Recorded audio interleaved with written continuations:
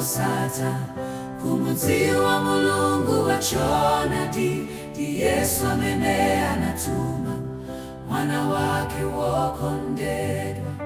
ngati wina konda ine adzasunga mawu anga ndipo Atate wanga adzamukonda ndipo tidzadza kwa iye ndipo tidzayesa kwa iye mokalamo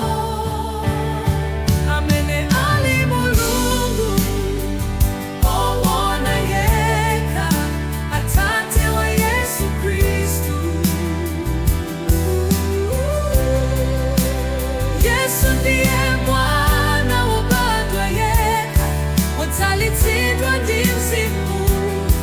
anapambana imfa ndi tchimo tsopano ali mkati mwathu mwa Mzimu wa Mulungu tikhala ndi Atate ndi Mwana ndithu.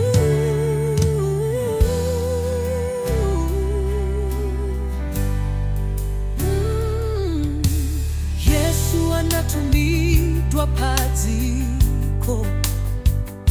kusunga osowa chiyembekezo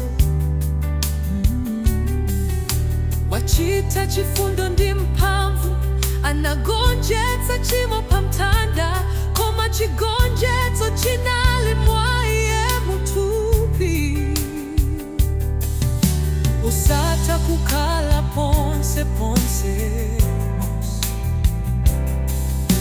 choncho pa Pentekoste zithu Mulungu adamzoza ndi Mzimu